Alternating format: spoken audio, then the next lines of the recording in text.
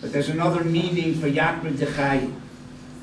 And that is that all of us who are assembled here have to understand the importance of life. What life is all about. And how to be able to look at a tzara like this properly. And we're not the first ones to ask the question. Moshe Rabbeinu, when he saw an Eis Ratzon, asked the Ribono Shel Olam, Hodieni noes drochecha, let me know your ways. And Chazal say that Moshe Rabbeinu's question was, Lama yesh tzadik v'tov lo, tzadik v'ra lo, Rosha v'tov lo, Rosha v'ra lo. Why are there tzaddikim who prosper and tzaddikim who suffer? Why do little children who are tzaddikim, have no averas, why do they have to suffer? Why are there Rishayim who suffer and Rishayim who prosper? It always bothered me that Moshe Rabbeinu asked too many questions. Because Tzadik V'Tov Lo doesn't bother me, and Rosh V'Ra Lo doesn't bother me. Moshe Rabbeinu should have only asked, why are there tzaddikim who suffer and Rishayim who prosper? Why did he also ask, why are there tzaddikim who prosper and Rishayim that suffer? Perhaps the answer is, it tells the Rosh Hashiva, explains the pasuk, Yishbar lo yedo chsil yoven ezos. An ignorant person doesn't know, but a fool doesn't know this. There's nothing shameful about being ignorant. We're all very ignorant of many, many things. But there is something shameful of being a fool. An ignorant person admits that he knows nothing. A lot of things that he doesn't know. A fool points to one thing and says, this I don't understand, as if everything else he does understand. That's a fool. Do we understand why children cry and why there's good in the world? That we can say that we 100% understand it. In all my years as a Rav, no one ever came to me. No one. After davening in the morning, upset. Rabbi, I woke up this morning, I'm well, my wife is well, my children are well. I'm making a nice parnasa. I don't understand why God is doing this to me. No one ever asked me that question. Somehow when things are going well, we somehow trust the Ribono Shel Olam, he knows what he's doing. It's when it bothers us that we ask the question. That's foolish. At least admit, as Moshe Rabbeinu did, Ribono Shel Olam, I don't understand anything. I don't understand Tzadik V'Tov Lo, I don't understand Tzadik V'Ra Lo, Rosh V'Tov Lo. I'd like to understand as much as I can. Please explain to me. What was Moshe Rabbeinu's answer? What did the Ribono Shel Olam tell him?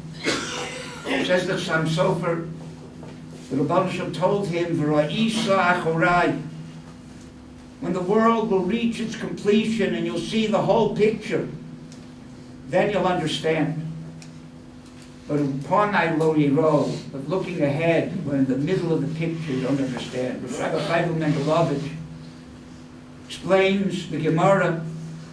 The Gemara says, Ein tzayer kelokeinu. There's no artist like HaKadosh Baruch Hu. He says what it means is the following. If you ask a kindergarten child, draw a picture of a person standing in front of you.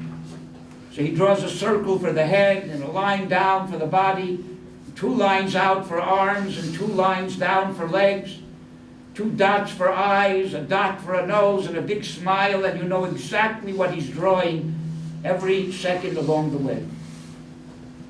Ask Rembrandt to paint the same picture. So Rembrandt dabs a little red paint on the canvas and black paint on the canvas, and someone who knows nothing about art will say to Rembrandt, you ruined this canvas, red paint, black paint, get you another one, start with the circle, and let's get finished with the picture.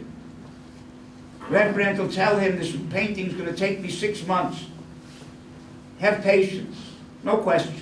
At the end of the 6 months, when you see the whole picture, if you have any questions, I'd be glad to answer them. What will be at the end of the 6 months? You'll see that the red blotches were for a contrast and the black blotches for a shadow, and everything fits perfectly into that beautiful picture. But until you see the whole picture, it's very much not understandable. HaKadosh Baruch Hu, says Rosh Hashanah, is painting a panorama of history. And we're in the middle of the picture, and we see red blotches and black blotches. We see things that we can't explain and we can't understand.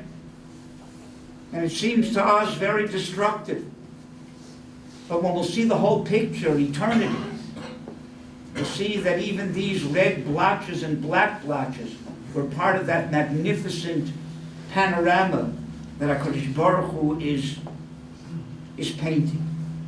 And even this tzara is part of that beautiful picture.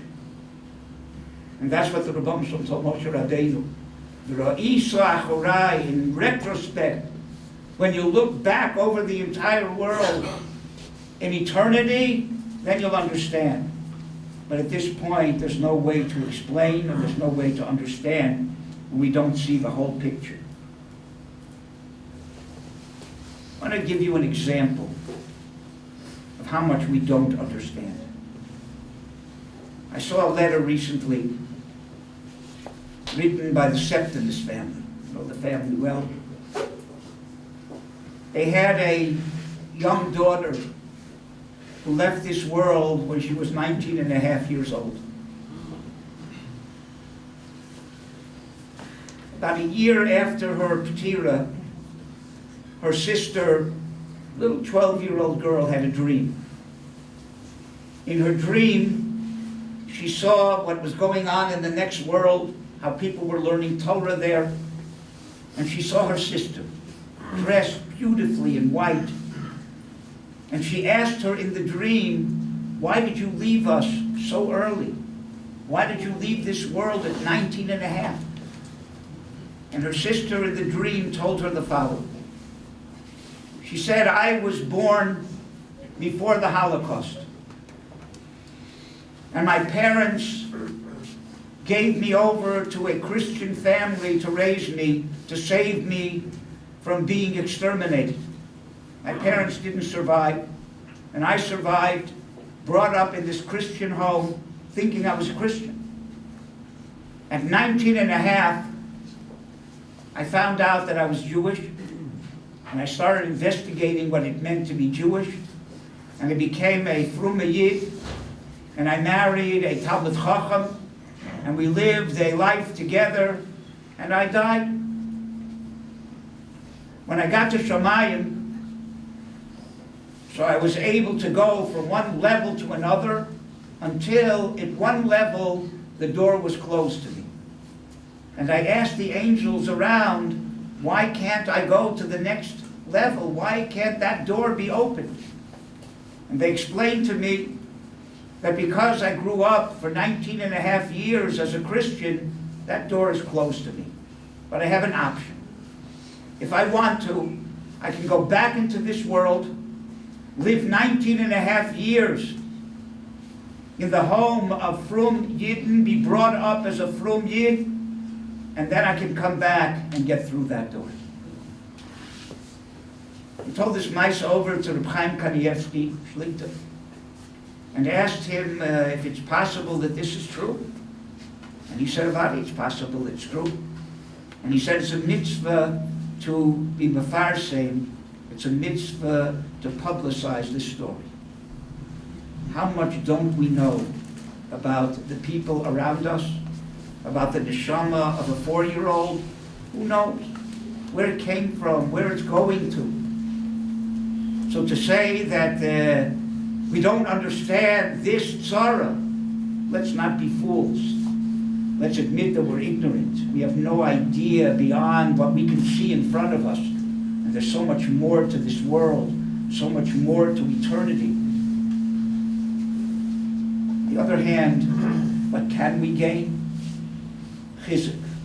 All those tefillahs that each and every one of you said have not gone to waste. The Maral Diskin asks, Avraham Avinu davened for Sodom, and God knew that his tefillahs were not going to be answered.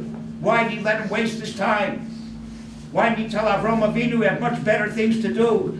Don't waste your time davening for Sodom.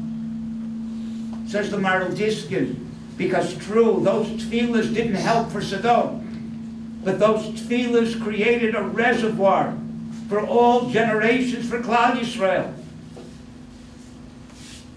When my Rosh Yeshiva, Rabbi Sorotskin Zatzal, was nifter, also at a young age. So the girls in Yavne High School, which his Rebbitzin, Alei Shalom, was the principal, they volunteered to say Tehillim for him for the last 2 weeks of his life, around the clock. 24 hours a day, they had shifts. And he was nifter. Rebbe Sorotskin called the girls together during Shiva. And she said, you probably think that your tefillahs went unanswered. That's not the case. Those tefillahs created a force. It didn't do what we wanted it to do, to save my husband's life. But maybe it helped his neshama. Maybe it helped save somebody else's life. Every tefillah that's said has a power. It's eternal. It's not wasted, chas v'shalom. And then Avraham Moshe has the schus, if he needs a schus, of generating all those tefillahs, and they're still here, and they're still potent, and who knows who they're helping, and what the outcome of those tefillahs will be. For all the questions that we have should be in the vein that Moshe Rabbeinu asked them. Ribono shel olam, let me understand what I can understand, but don't let me pick on you and be a fool and point to things that I don't understand as if everything else I do understand. And that will be the greatest schus le'ilu yishmasa. Not that he needs too many zechuyos.